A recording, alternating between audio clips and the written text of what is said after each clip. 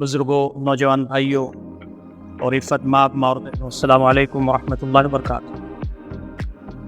اللہ رب العزت نے انسان کی زندگی کو 3 بڑے مرحلوں میں تقسیم فرمایا۔ بچپنا معصومیت کا زمانہ ہوتا ہے۔ اللہ تعالیٰ فرماتے ہیں کہ ہم تمہیں بچوں کی شکل میں تمہاری ماؤں کے پیٹوں سے ہم تم کو نکالتے، تم کچھ بھی نہیں جانتے۔ پھر اللہ رب العزت دھیرے دھیرے شعور عطا فرماتا ہے اور آدمی پھر نوجوانی کی اسٹیج میں آ جاتا ہے اور پھر وہ جوان ہو جاتا ہے، حتی بلغ اشدہ، وہ کڑیل جوان ہو جاتا ہے۔ اس کی عقل، اس کی سمجھ، اس کا جسم سب مکمل ہو جاتا ہے۔ اللہ رب العزت نے جوانی کی جو زندگی ہے قرآن میں بھی اور نبی اکرم صلی اللہ علیہ وسلم نے احادیث میں بھی اس کی بڑی اہمیت بیان فرمائی۔ اور آخری مرحلہ بڑھاپے کا ہے۔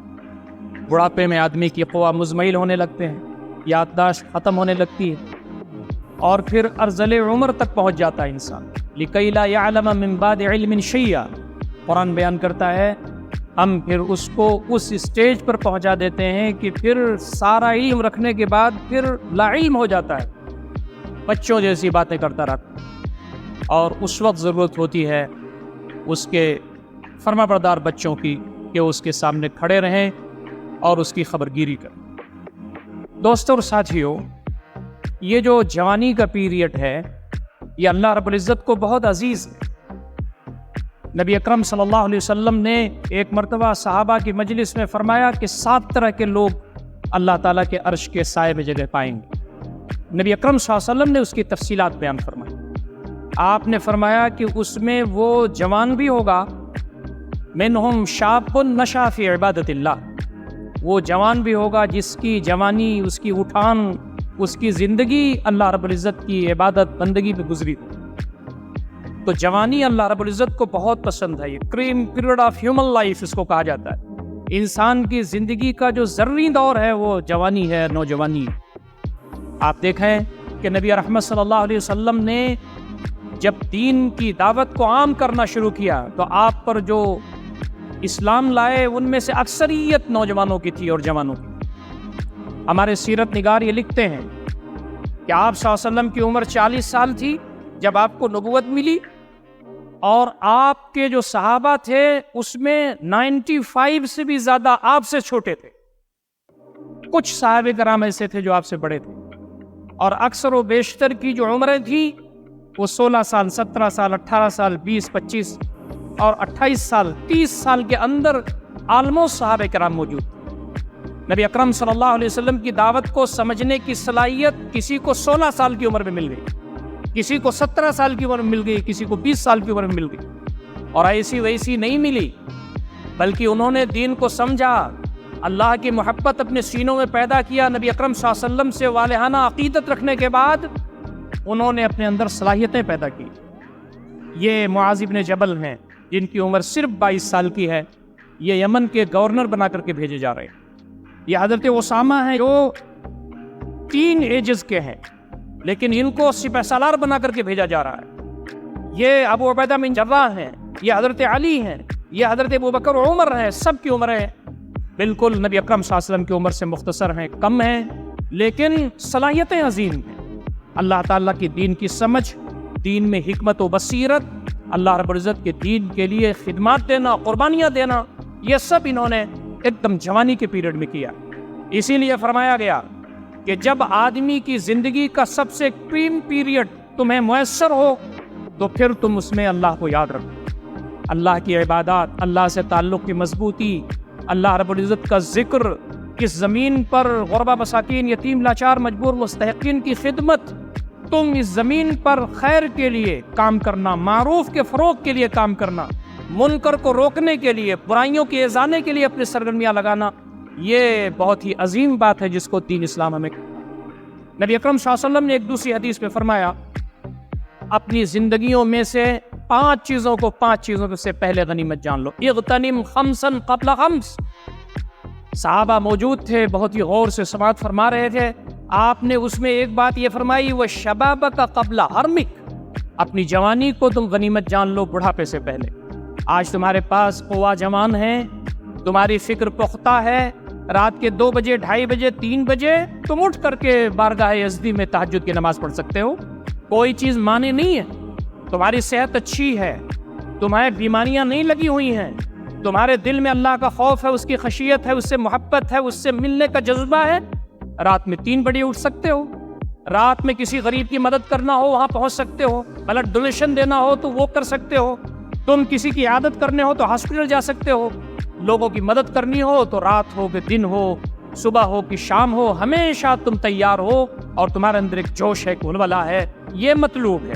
تو فرمایا کہ بڑھاپا آنے والا ہے، اگر اللہ رب العزت نے تمہارے لیے زندگی رکھی ہے تو بڑھاپا آنے والا ہے، یہ جوانی اس کو عزیز رکھو۔ نبی اکرم صلی اللہ علیہ وسلم نے اس کو دوسرے انداز سے ایک مرتبہ سمجھایا، صحابہ کرام بیٹھے ہوئے تھے، آپ کو گھیرے ہوئے تھے پروانوں کی طرح، آپ نے فرمایا کہ بندو یہ دنیا ختم ہو جائے گی، اللہ رب العزت کی بارگاہ میں سب اکٹھا ہوں گے، وہ میزان عدل پر ہوگا، اس وقت بندے کے قدم ہل نہیں سکتے اللہ رب العزت کے دربار میں جب تک کہ وہ 5 چیزوں کا جواب نہ دے۔ فرمایا لا تزول قدم عبد حتی یسأل عن 5، 5 چیزوں کا جواب جب تک بندہ اللہ رب العزت کی بارگاہ میں نہ دے دے اس کے قدم ہل نہیں سکتے۔ یہ اس شخص نے فرمایا جس سے سچا اس دنیا میں کوئی پیدا نہیں ہوا۔ اس میں آپ نے فرمایا کہ ایک بات یہ بھی اللہ رب العزت پوچھے گا، وعن شبابہ فیما ابلا، پہلا سوال تو یہ ہے وعن عمرہ فیما افنا، عمر کہاں گنوا دی، عمر کہاں گزار دی، عمر کہاں گزارتی، اس میں جوانی بھی آ گئی، لیکن نبی اکرم صلی اللہ علیہ وسلم نے اس کو الگ سے آئیڈینٹیفائی کر کے بتایا، وعن شبابہ فیما ابلا، تم نے جوانی کہاں گزاری، کہاں کہاں لگایا، کن کن آزمائشوں سے گزرتے ہوئے تم نے جوانی کی جو ایام تھے اس کو گزارے، یہ اللہ رب العزت پوچھنے والا ہے۔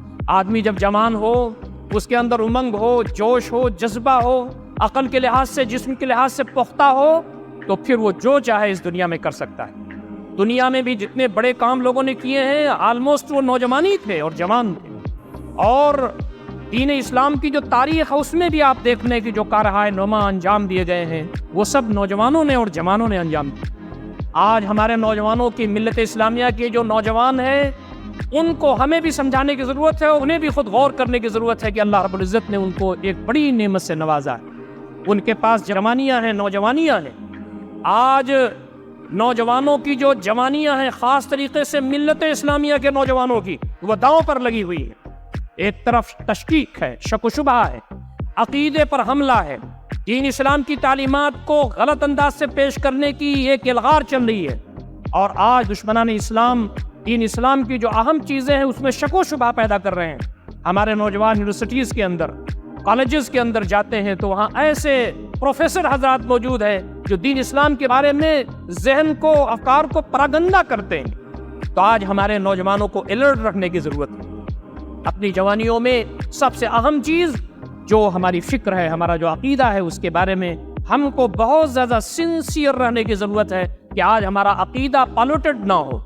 تو آج آپ دیکھیں کہ ان کی جو اخلاق و کردار ہے وہ داؤں پر لگے ہوئے ہیں۔ سوشل میڈیا جو اللہ رب العزت کی ایک بڑی نعمت ہے، سائنس اور ٹیکنالوجی جس کے ذریعے بہت سارے اچھے کام اس دنیا میں کیے گئے، آج بھی ہو رہے ہیں اور آئندہ بھی اس کے ذریعے کام ہو سکتا ہے، لیکن اس کا جو منفی پہلو ہے اس کے ذریعے ہمارے جو نوجوان ہیں ان کے اخلاق تباہ ہو رہے ہیں، ان کے کردار تباہ ہو رہے ہیں، وہ دیوالیہ ہو رہے ہیں۔ دنیا کو نقصان ہو نہ ہو، امت مسلمہ کے فرزندوں کو سب سے زیادہ نقصان ہو رہا ہے۔ تو اس پہلو سے بھی ہمیں دیکھنا ہے، اپنی نئی نسل کو سنبھالنا ہے، نئے اپنے بچوں کو بتانا ہے، سمجھانا ہے، اور ان کو خود بھی غور کرنا ہے کہ اللہ رب العزت کی جو نعمت ان کو ملی ہوئی ہے اس کی قدر کرتے ہوئے اپنی ذمہ داریاں اس زمین پر کیسے ادا کریں، یہ ان کی ذمہ داری بنتی ہے۔ قرآن مجید نے کچھ نوجوانوں کا تذکرہ نہایت ہی خوبصورت انداز میں کیا ہے اور بتایا کہ وہ اپنی ایمان کی وجہ سے پریشان کیے گئے، وہ اپنے عقیدے کی وجہ سے پریشان کیے گئے، لیکن انہوں نے بادشاہ وقت کے سامنے گھٹنے نہیں ٹیکے۔ ان کے اوپر جو فکری الغار تھا، جو ان کے اوپر عقیدے کی ایک ضرب لگائی جا رہی تھی، انہوں نے اپنے ایمان کو بچا کر کے ہجرت کر گئے وہ، لیکن وہ کوئی کمپرومائز ضرور نہیں۔ اصحاب کہف کا واقعہ قرآن مجید نے بڑی تفصیل کے ساتھ بیان کیا ہے، بلکہ قرآن مجید میں ایک سورہ الکہف کے نام سے ہے، کہف غار کو کہتے ہیں۔ انہم فدیۃ آمنوا بربہم وزدناہم ھدی، یہ چند مٹھی بھر نوجوان تھے جو اپنے رب پر ایمان لائے. انہوں نے کہا کہ ہمارا رب اللہ ہے، ہم اللہ رب العزت کی پرستش کے علاوہ کسی کی پرستش نہیں کر سکتے. یہ پوری کائنات اللہ تعالیٰ کی بنی ہوئی ہے تو اسے اللہ تعالیٰ کی بندگی ہونی چاہیے، اس کا شکریہ ادا ہونا چاہیے، اس کی نعمتوں کا شکرانہ ادا کرنا چاہیے اس زمین پر. اور جس عظیم کام کے لیے اللہ رب العزت نے یہاں ہم کو پیدا کیا ہے وہ تقاضے ہمیں پورا کرنا چاہیے. انہم فدیۃ آمنوا بربہم، یہ مٹھی بھر نوجوان تھے جو اپنے رب پر ایمان لائے. تو ہم نے کیا کیا؟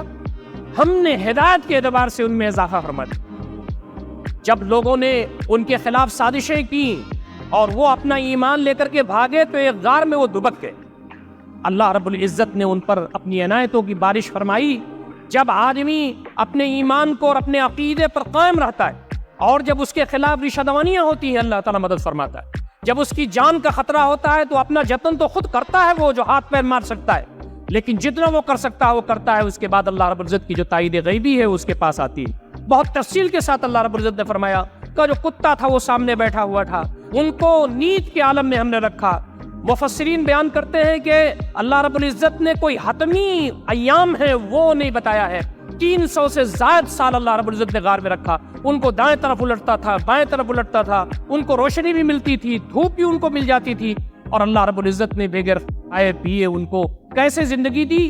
اللہ رب العزت قدیر ہے، علیم ہے، خالق.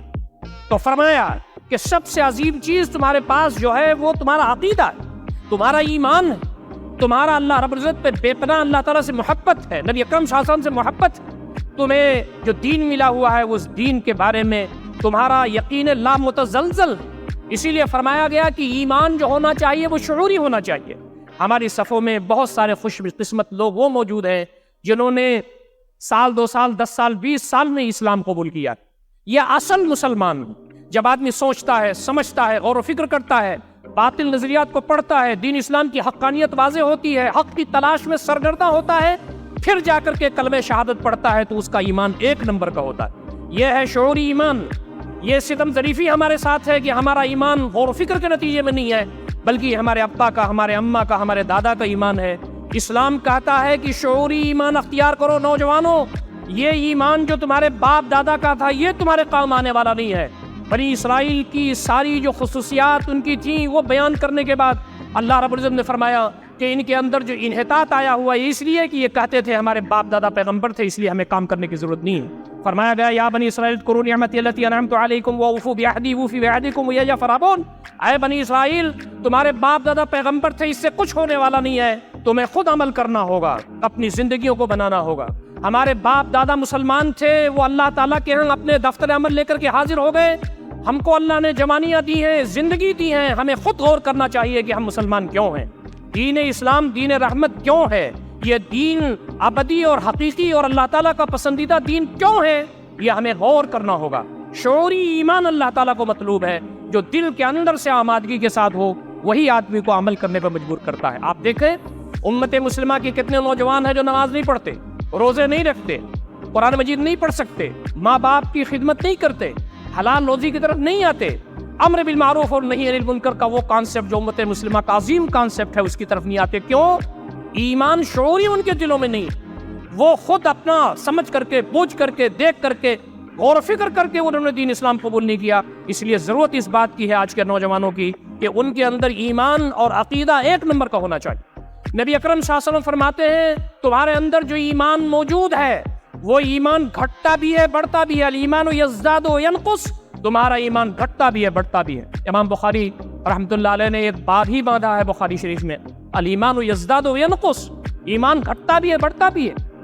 کوشش کرنا چاہیے ہمارے نوجوانوں کو، جب وہ آج مخلوط آبادی میں جائیں تو اپنے ایمان کو بچائیں، جب وہ اخلاق باختہ مناظر دیکھیں تو اپنے ایمان کو بچائیں، جب حلال و حرام کی تمیز جہاں ختم ہو گئی ہے وہاں پہنچیں تو اپنے ایمان کو بچائیں، جہاں مشروبات میں حلال و حرام سب چل رہا ہو جب وہاں موجود ہو تو اپنے ایمان کو بچائیں. تو یہ ضروری بات ہے کہ ہم مسلمان ہیں، ہم اپنے ایمان کا کہیں سودا نہیں کر سکتے. ایمان سب سے اہم اور سب سے بڑا سرمایہ ہے جو ملت اسلامیہ کے فرزندوں کا اللہ رب العزت نے ان کو انمول تحفہ کی شکل میں دیا ہے. اسی لیے فرمایا نبی اکرم صلی اللہ علیہ وسلم نے ان الایمان لیخلق فی جوف احدکم کما یخلق الثوب فصلوا اللہ یجدد لکم ایمانکم، تمہارے دلوں کے اندر ایمان ایسے ہی پرانا ہو جاتا ہے جیسے کپڑا پرانا ہو جاتا ہے، تو اللہ رب العزت سے تم دعا کرتے رہو کہ اللہ تعالیٰ تمہارے ایمان کو تازہ کر دے۔ تو یہ بڑی عظیم بات ہے۔ حضرت حبیب بن زید مسیلمہ کے پاس جب وہاں پہنچے اور اس نے آپ کے جسم کے ٹکڑے ٹکڑے کر دیے، آپ کی زبان میں جب تک طاقت تھی آپ یہی کہتے رہے تو جھوٹا ہے، نبی اکرم صلی اللہ علیہ وسلم سچے۔ یہ کون سا ایمان تھا؟ ان کی عمر 22-23 سال تھی، کڑیے جوان تھے۔ کون سا ایمان 22 سال کے نوجوان کے اندر آ کر کے اتنا زیادہ جرأت اور ہمت دے دیتا ہے کہ مسیلمہ اس کے ہاتھ کٹواتا ہے، پیر کٹواتا ہے، جسم کے ٹکڑے ٹکڑے کر دیتا ہے، لیکن وہ کہتے ہیں تو جھوٹا ہے، نبی اکرم صلی اللہ علیہ وسلم سچے۔ یہ حضرت خبیب بن عدی، ان کو جب سولی پر چڑھانے کی پوری تیاری ہو رہی تھی تنعیم کے مکان پر، جہاں آج مکہ میں مسجد عائشہ رضی اللہ تعالیٰ عنہا ہے، یہی وہ جگہ تھی، تو وہاں پر تیاری جب پوری ہو رہی تھی اور ان کو موت کی سزا کی پوری تیاری شروع ہو گئی تھی، چند منٹوں میں ان کو موت کی سزا ہونے والی تھی، ایک شخص نے کہا کہ کیا تو یہ چاہتا ہے نا اب کہ تو چھوٹ جاتا، تیری جگہ پر محمد ہوتے؟ حضرت خبیب نے عظیم الشان بات کہی تھی، ان کی بھی عمر کوئی زیادہ نہیں تھی، انہوں نے کہا تھا تو نہیں سمجھتا کہ ہمارے دلوں میں اللہ کی محبت اور نبی اکرم صلی اللہ علیہ وسلم کی محبت کتنی ہے؟ میں تو یہ بھی نہیں چاہتا کہ میں چھوڑ جاؤں اور میرے حبیب کے تلوے میں کانٹا تک چبھے۔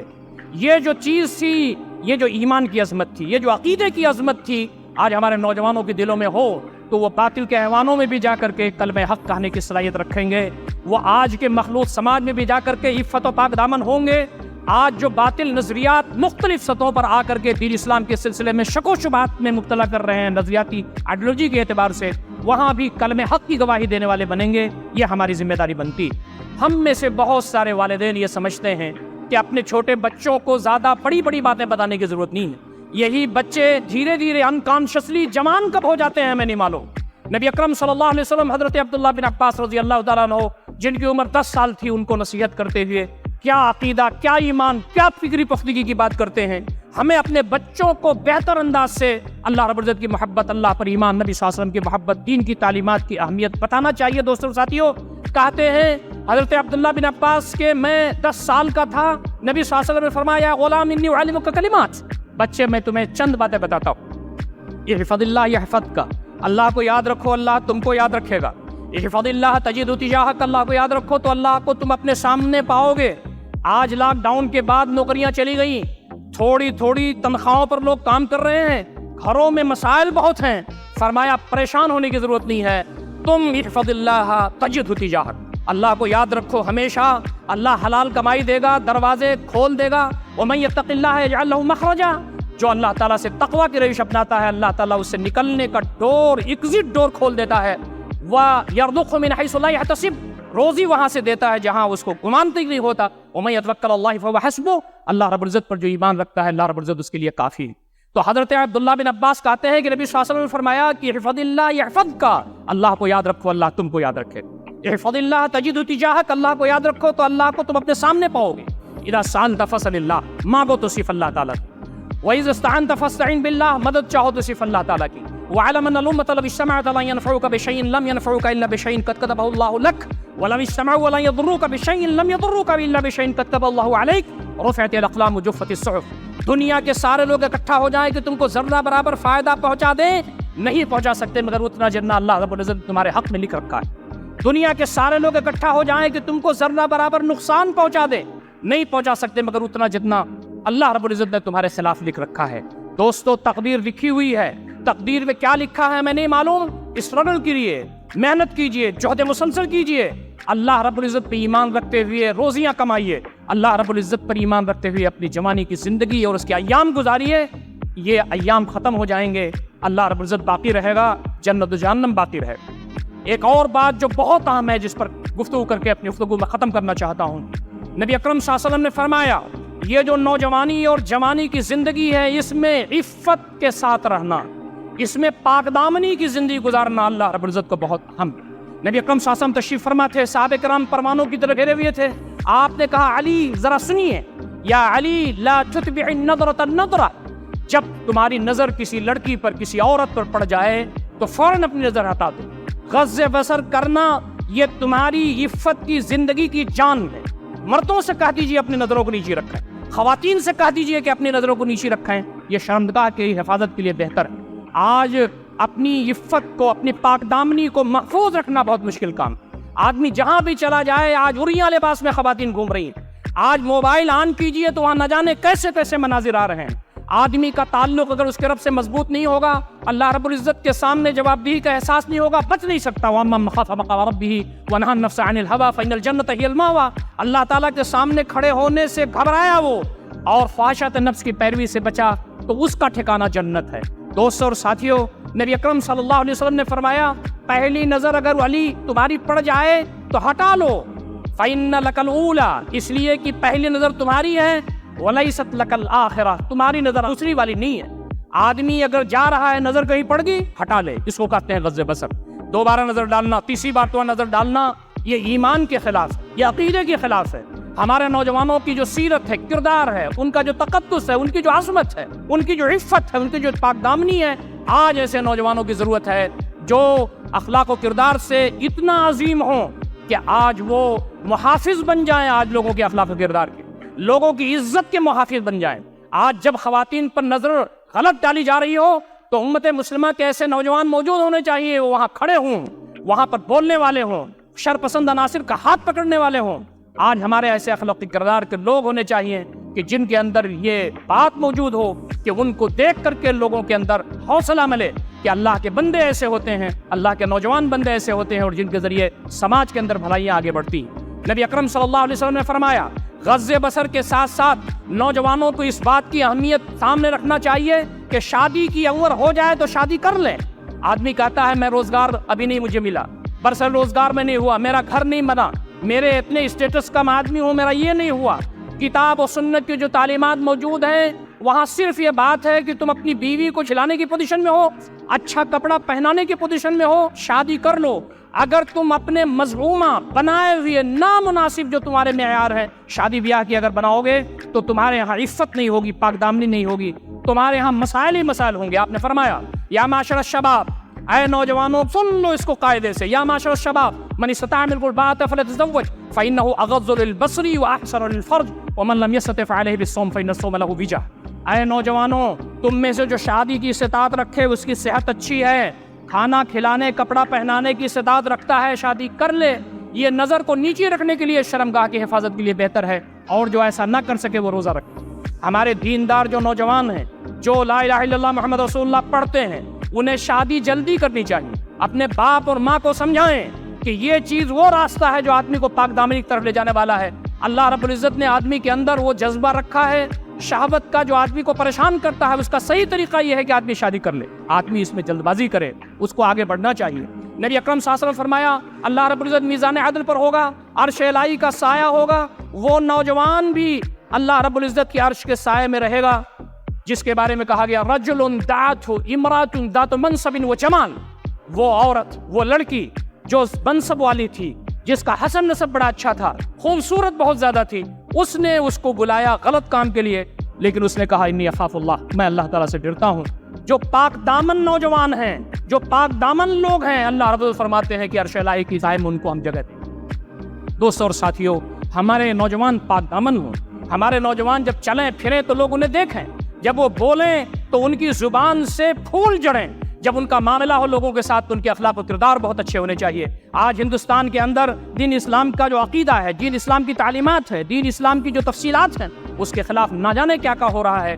نوجوان نسل کی ذمہ داری یہ بنتی ہے کہ پڑھتے ہوئے اپنے آپ کو تیار کریں، قرآن مجید پڑھیں، حدیث پڑھیں، فقہ پڑھیں، تاریخ اسلام پڑھیں، جو لٹریچر بنیادی ہے دین اسلام کا وہ پڑھیں، مذاہب عالم پڑھیں، باطل نظریات پڑھیں، کرنٹ ایشوز پر جو آج اسلام کے خلاف الغار ہو رہی ہے اس کو پڑھنے کی کوشش کریں۔ پی ڈی ایف میں موجود ہر چیزیں، بہت ساری کتابیں ایسی موجود ہیں جو آپ ای لائبریری کی شکل میں آپ پڑھ سکتے ہیں۔ بڑا کام ہوا ہے اس پر، ہمارے نوجوانوں کو بہت سارے جو کرنٹ افیئرس اس وقت چل رہے ہیں اس پر پڑھ کر کے تیار ہونا چاہیے کتاب و سنت کی روشنی میں۔ اور آج ہندوستان کے اندر ان جیال امت مسلمہ کے نوجوانوں کی ضرورت ہے جو آج یونیورسٹیز کے اندر، کالجز کے اندر، سماج کے اندر جہاں وہ کام کر رہے ہیں وہاں ان ساری غلط فہمیوں کو دور کرنے کی کوشش کریں جو اسلام کے دشمن آج غلط فہمی پھیلا رہے ہیں، جو سوشل میڈیا کے ذریعے پھیلا رہے ہیں، جو واٹس ایپ کے ذریعے پھیلا رہے ہیں، جو فیس بک کے ذریعے پھیلا رہے ہیں، جو نہ جانے کیا کیا گویا کہ وہ طریقے اور ہٹ کنڈے اپنا رہے ہیں۔